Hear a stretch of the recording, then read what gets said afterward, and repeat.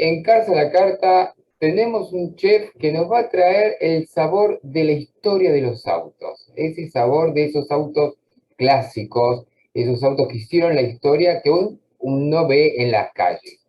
Con nosotros Gustavo Feder, que es el editor de Autohistoria. Y por supuesto, su plato insignia va a ser la historia de los autos. Gustavo, Estefanía Ferreira y Edgardo Ver, te saludamos desde Radio La Red Mar del Plata. ¿Cómo estás? Hola, ¿qué tal? ¿Cómo están? Bueno, muy contentos de compartir con ustedes esta tarde. Gustavo, yo te quería consultar, porque es la primera pregunta que siempre hacemos a todos nuestros chefs que nos traen los platos especiales. ¿Qué te gusta más, ser comensal o ser chef? No, definitivamente me gusta más ser comensal, que me atiendan. Y si tuvieras que elegir un plato, ¿cuál es tu plato insignia que te gusta y que pedís en un restaurante si vas a comer? Palmitos con salsa golf. Vamos. Sí. Vamos con eso. Gustavo, ¿cómo nace tu amor por los autos históricos?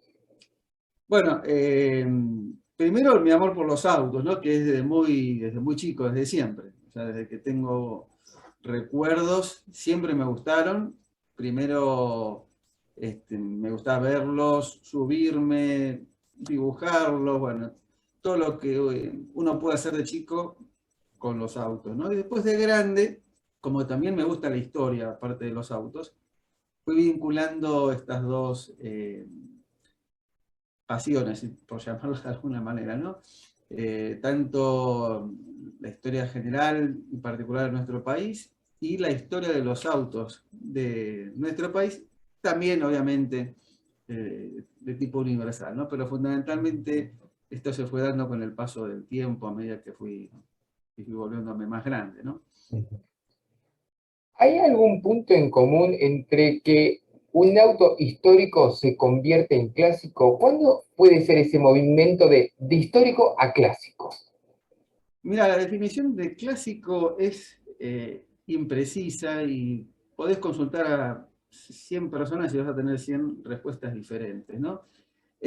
Por lo general, un auto clásico es un auto histórico, es decir, un auto que tiene años encima, pero no al revés, un auto histórico no necesariamente es un clásico.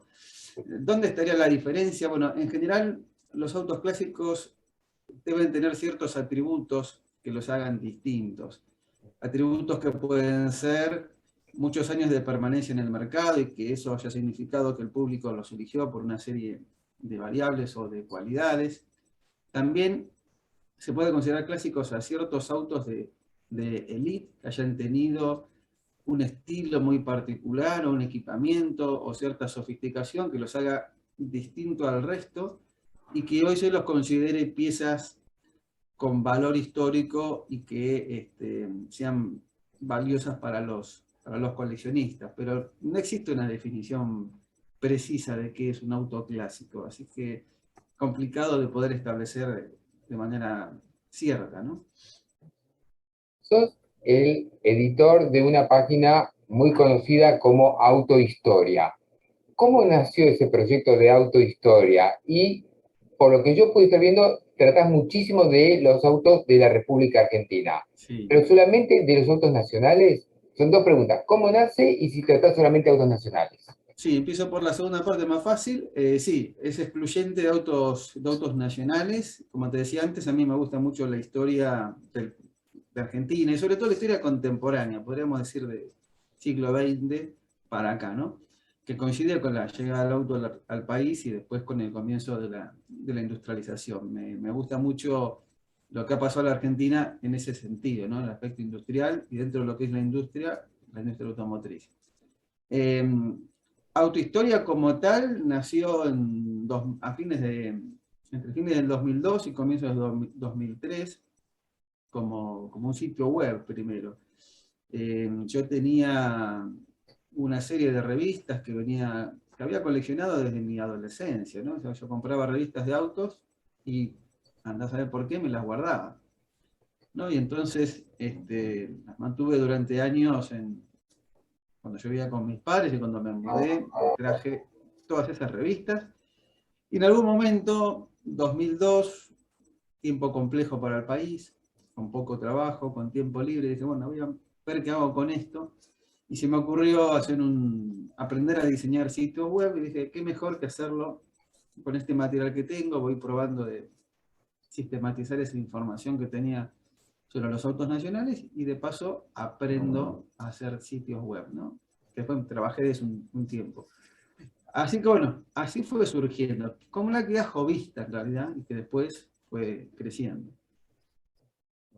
Bien, así que bueno, realmente has llegado o tenés un sitio espectacular porque el que quiera ver lo que es la historia del auto en Argentina, yo creo que sos un pilar para enseñar eso. Bueno, te agradezco. Es un sitio que, como digo en la homepage, nunca está completo, ¿no? Porque siempre hay info para incorporar. La historia continúa, así que hay muchas marcas nuevas que se están incorporando también a la producción local. Y siempre hay gente que te aporta un dato o que te corrige a otro, ¿no? Así que la tarea es permanente, y bueno, periódicamente voy subiendo cosas o corrigiendo. Cuando uno habla del nacimiento del auto, sí, los franceses hablan de su cugnot, el carrito de tres ruedas Sí. impulsado por vapor. No le toques los Benz a los alemanes, pero ¿cómo nace la historia acá en la República Argentina? Mira, acá en Argentina hubo tres pioneros en lo que tiene que ver con la construcción y fabricación de autos, ¿no?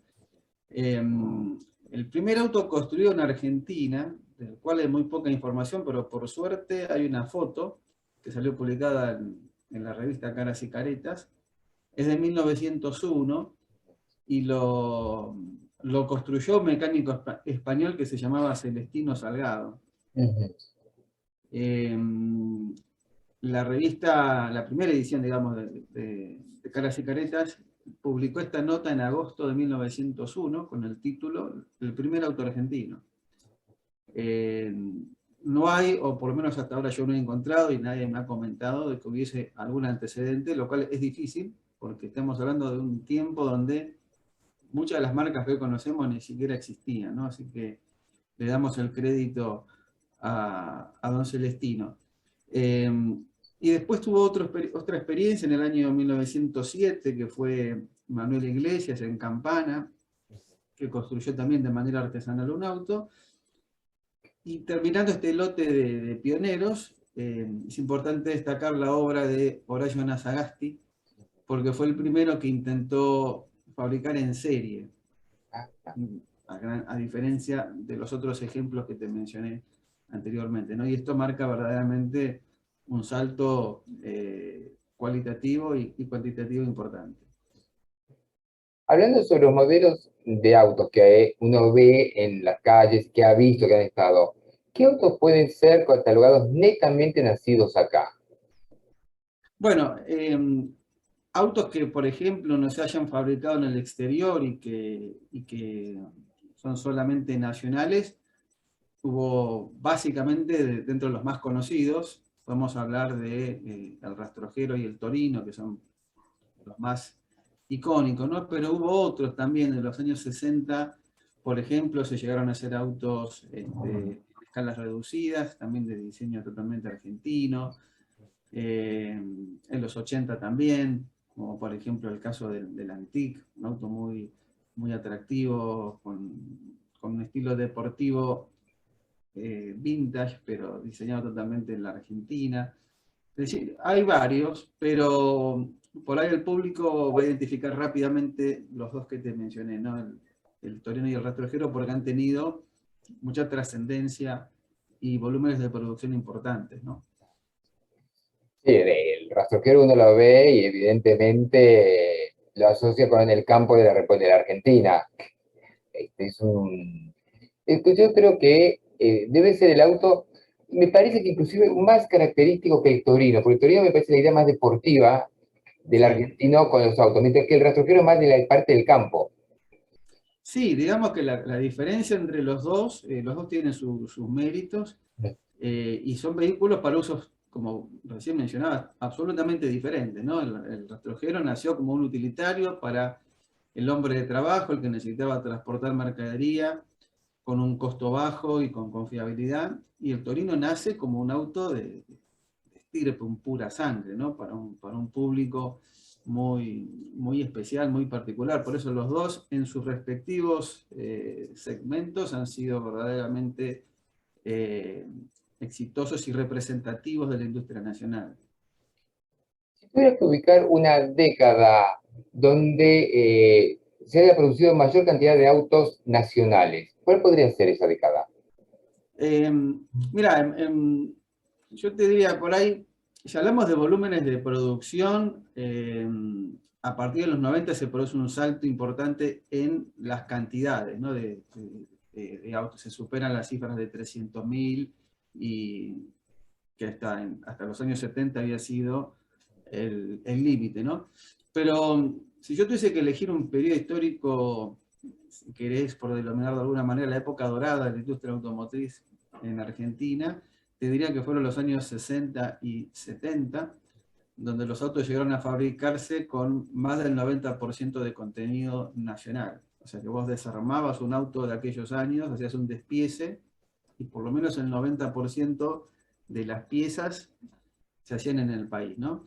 Eso fue cambiando a partir, sobre todo, de los años 80, mucho más en los 90, y en la actualidad que sigue siendo así. Es una lástima. Te pregunto, ¿este decaimiento fue por la excesiva importación de autos que se produjo a finales de los 70, principios de los 80? Pienso en los autos japoneses, por ejemplo.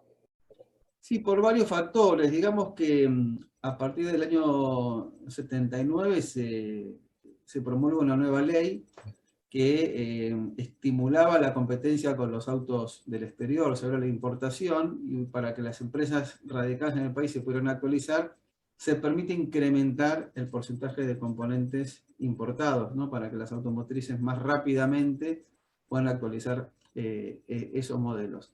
Eso se fue acentuando en los 90 por otro motivo. Digamos que las empresas, para poder mantenerse en el país en condiciones de rentabilidad, tienen que tener volúmenes de producción mucho más elevados de los que habían tenido en los años 60 y 70, y producir no solo para el mercado interno, sino fundamentalmente para exportar. Digamos que en la actualidad, a grandes rasgos, el 70% de lo que la industria automotriz produce se envía al exterior, ¿no? Por lo tanto, esto implica que requiere una economía de escala importante, y es muy difícil tener una industria autopartista que provea con la calidad y con el volumen y con los costos necesarios para ser competitivos, como para poder tener presencia en los países que son destino de nuestras exportaciones. Qué lindo sería volver a los 60, los 70, justamente aumentar la cantidad de porcentaje de producción nacional y con una vista más importante hacia lo que es la exportación. Sé que es un campo difícil de entrar por la cantidad de automotrices que hay en el mundo. Sí, es muy difícil, aparte porque digamos, la producción desde el punto de vista global te lo impide, ¿no? Porque, digamos, eh, lo que ha ocurrido en los últimos años en el mundo y en nuestro país también es un proceso de especialización, ¿no? De algún modo, los distintos países productores de automóviles se especializan en alguna línea, ¿no? Por lo tanto, es muy poco, y por algunos productos en particular, o algunas piezas en particular. Por lo tanto, es muy poco probable volver eh, a ese formato, porque la necesidad, como te decía antes, de lograr escala implica que te especialices en algo, ¿no? Antes, en los 60 y 70, con una economía cerrada, Argentina tenía una oferta más diversificada, o sea, cada fábrica tenía más modelos que los que tenemos hoy, pero los volúmenes eran mucho más bajos y tampoco se exportaba, ¿no? Uno extraña eso, nos encanta ver un auto que tenga 90%, pero sabemos que no es posible, ¿no? Al menos en el corto plazo, regresar a ese tipo de situaciones, ¿no? Gustavo, el sitio habla de grandes producciones, pero también vos pones la lupa en los prototipos. Mm. Autos que por ahí salieron uno, dos, algo muy poquito. ¿Qué prototipos te han dejado huella? ¿Te han llamado la atención por su nivel tecnológico, su apariencia? Mm. Bueno, uno de los más destacados fue el Justicialista Sport con motor V8, Ujú. que se hicieron solamente dos ejemplares, uno con carrocería abierta y otro con Gran Turismo con carrocería cerrada, donde se habían desarrollado motores de 8 cilindros en B totalmente nacionales. Tengamos en cuenta que el Justicialista fabricaba IAME, una empresa que había surgido a partir de la fábrica militar de aviones, ¿no? Con mucho expertise en lo que era fabricación de la industria aeronáutica. Y ese auto tenía este motor que te comentaba, tenía una carrocería en plástico reforzado con fibra de vidrio, que fue de las primeras que hubo en el mundo. Algunos detalles importantes en las ruedas, que los frenos eran las propias, eh, se hacían con las campanas de los frenos. Por lo tanto, llamaba mucho la atención un nivel tecnológico tan avanzado, estamos hablando de primera mitad de los años 50, así que yo destaco ese prototipo.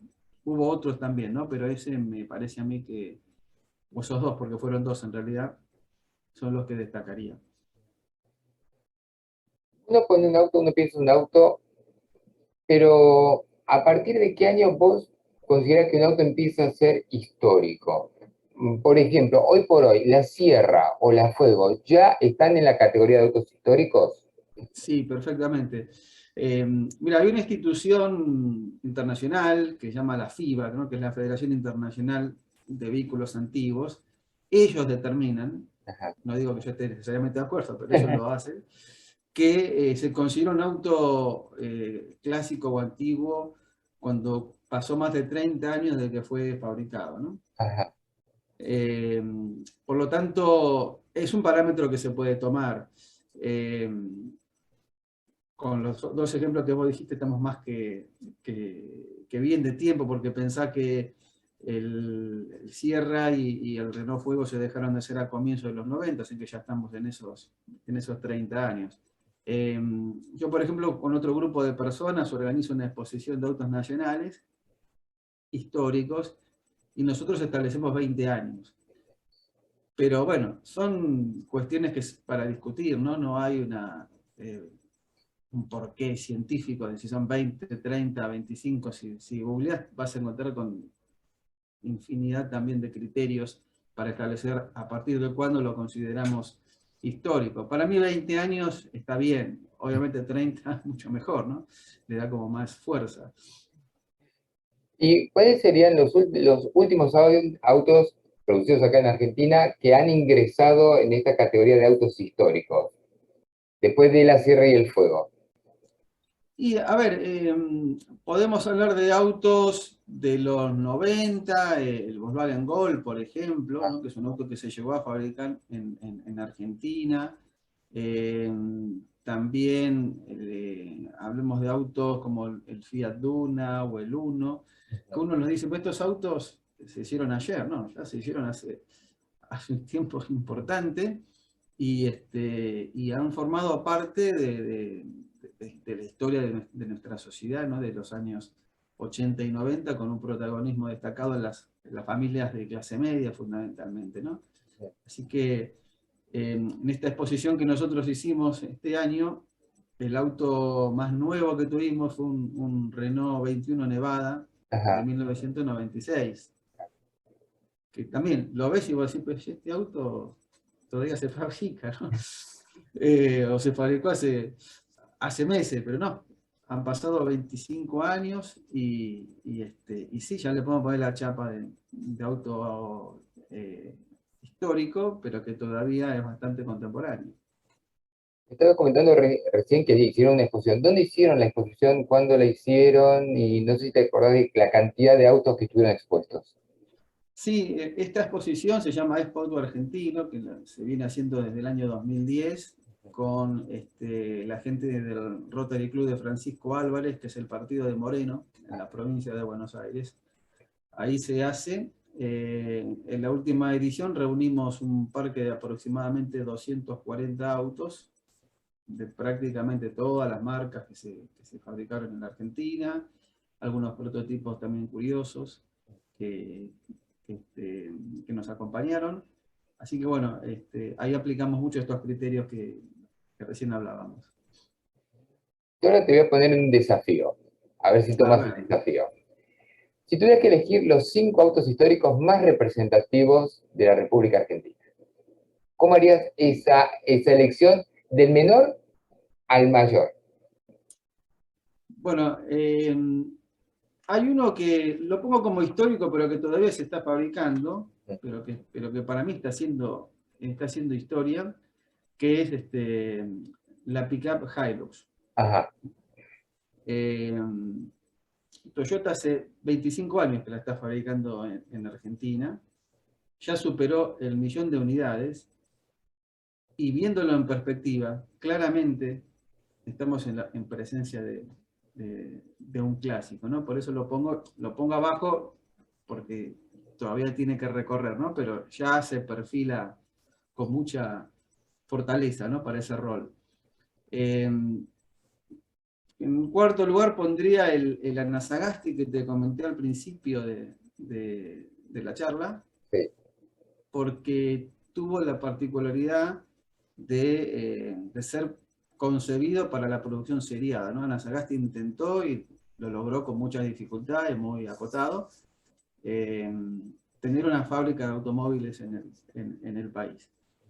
Eh, Pondría en tercer término el Falcon, ¿no? Que es un auto, acá me van a matar algunos amigos que admiran otros modelos, pero digamos, se mantuvo presente durante casi 30 años en Argentina, con muchas versiones. Recordarás la publicidad, lo mencionaba como el clásico argentino, ¿no? Con una sólida presencia industrial, comercial, deportiva. Entonces me parece importante destacarlo, se fabricaron casi 500.000 de unidades también. Así que también podría estar en esta categoría el Renault 12 o el Peugeot 504, que son autos contemporáneos, muy longevos y con muchos volúmenes de producción, ¿no? El número 2 es el Torino, lo pongo ahí, que me perdonen los torineros que no lo pongo en el primer lugar, porque en el primer lugar dejo el rastrojero, que lo mencionábamos antes. Porque el rastrojero me parece, al surgir de una empresa totalmente nacional, como fue en su momento IAME, tiene ese ADN bien local, ¿no? Surgió para una necesidad específica de nuestro país, de comienzos de los años 50, y tuvo una vida de casi 30 años. Tengamos en cuenta que si no hubiese sido cerrada la planta de IME en tiempo de la dictadura de manera tan arbitraria como se hizo, seguramente el rastrojero hubiese tenido muchos más años de vida, ¿no? No digo si hoy se seguiría fabricando, pero al menos hubiese tenido una supervivencia mayor porque todavía estaba plenamente vigente al momento en que se produjo el cierre de la fábrica. Gustavo, la gente, ¿cuánto conoce de esta historia que nos estás contando? El argentino común, ¿la conoce en profundidad? No, no conoce en profundidad, pero algo conoce. O sea, si vos les preguntás qué autos clásicos argentinos conocen, seguramente todos estos que mencionamos recién los van a mencionar. Pero posiblemente no tengan idea que la producción de autos en Argentina arrancó o que hay antecedentes a principios del siglo XX, o por ahí no conozcan algunos de estos prototipos específicos que te comenté, ni tendrán idea de cuántos autos se han fabricado, ¿no? Es decir, me parece que pasa un poco por ese lado. Alguna idea casi todos tienen, porque yo muchas veces cuando me preguntan a mí, gente que no es del palo, digamos, ¿a qué me dedico? Y les digo, yo me dedico a la historia de los autos. Ah, hablas del Torino, hablas del Falcon. Entonces, algo se tiene, digamos, en el imaginario como para empezar a... O por ahí te dice, no sé, mi papá manejaba un colectivo Bedford o un colectivo Mercedes, ¿no? O un camión Scania. O sea, siempre hay una cosita donde se cruzan los autos con nuestras historias. Recién cuando mencionaste el colectivo Mercedes, el 1114 Claro, clásico, bueno, claro. Y vos imaginate personas que por ahí no tienen interés en los vehículos de transporte, pero se han subido tantas veces al 1114 que tienen registrado el nombre. Sí. ¿No? Entonces, por ahí te dicen, ah, sí, el Mercedes 1114, porque lo vieron millones de veces cada vez que iban a trabajar y entonces quedó de algún modo incorporado en la memoria. Por ahí me voy a cometer una gaf, pero el 1114 reemplaza uno que venía con una trompa un poco más aguzada. No sé si era Mercedes o no. Tengo miedo de Sí, cometer un error. sí, sí. En realidad reemplazaba otro que es el 1112 y otro anterior que también tenían esa trompa más Sí. redondeada. La realidad es que el Mercedes con punta y este más redondeada, que conocemos como el 1114, convivieron un tiempo, ¿no? Pero a la larga terminó imponiéndose el 1114 que se fabricó hasta el año 89, o sea que ha tenido una trayectoria más que interesante, ¿no? En el transporte público y en el transporte de carga, ¿no? Porque en un chasis de camión y un chasis de colectivo también. Dentro de los autos históricos, te voy a correr un poquito del auto de calle, pero ahora pasando al auto deportivo. ¿Qué autos deportivos están dentro de esta gama de autos históricos? Se me ocurre esos viejos turismo carretera, pero no la época de Fangio, sino la época posterior, los SP. Sí, bueno, claro, los Sport prototipos que aparecen a fines de los años 60, ¿no? Con toda esta renovación que hay en el turismo carretera. Y ahí tenés varios, tenés por ejemplo las liebres, ¿no? Que diseñaron Berta y Pronello, tenés el Guaira, el Halcón de Pronello, tenés el prototipo Ford que hizo Pedro Campo, el trueno naranja y los distintos truenos eh, que se hicieron después con mecánica Chevrolet. Es una etapa, el Sport Prototipos fue una etapa del automovilismo argentino muy brillante, pero muy corta, ¿no? Duró del 69 al 73 en una categoría muy costosa que no se pudo sostener, pero el Berta LR, ¿no? Me estaba olvidando de este auto tan interesante de Berta, inclusive corrió en el exterior. Son autos que las muestras de clásicos realmente generan un magnetismo en el público muy, muy importante. Para ir cerrando, agradeciéndote este tiempo que nos estás dispensando, este menú exquisito del auto argentino, que, como decir, la gente por ahí lo conoce, pero no en profundidad. Aparte de los autos impulsados por combustibles fósiles, como es Mm. bueno, la nafta, que conocemos como nafta, ¿hubo otros autos impulsados con diferentes formas de energética? Pienso en la electricidad, hidrógeno, en la historia del automóvil argentino. No en producción masiva. Hubo ejemplos, hay por lo menos dos ejemplos curiosos, ¿no? En los 60 se hizo un auto totalmente eléctrico, fue un prototipo que se llamó Isabelita, que se lo pensó producir en serie, era una especie de carro de golf, ¿no? Si vos lo ves en algunas fotos en el sitio está, lo podés ver después. Bien. Ese es un prototipo curioso. Y después hubo otra curiosidad que fue un auto, un prototipo impulsado con la hélice de un avión. O sea, tenía un motor de auto convencional, pero fue un vehículo experimental que tenía en la parte de atrás una hélice de avión de dos palas y se llegaron a hacer inclusive algunos audiovisuales donde vos lo podés ver. Realmente muy curioso, ¿no? Pero no pasaron ese estado de prototipo. De manera industrial tenemos que hablar recién en los 80 cuando comienza el GNC, donde esto ya es más bien impulsado por el Estado, una política que tiene que ver con la búsqueda de alternativas, de combustibles alternativos, algunas marcas que han desarrollado algún que otro modelo y después los equipos de conversión, ¿no? Ujú. Y en la actualidad están apareciendo algunos fabricantes de autos eléctricos, hay por lo menos 3, algunos con diseños propios, otros con diseños que obtienen licencias de algún fabricante del exterior, pero que ya podemos decir que sí, con una intención de producir en serie, ¿no? Pero esto es contemporáneo. Diego, nunca había escuchado un auto producido acá con una hélice de avión. ¿De qué década es? ¿De qué momento?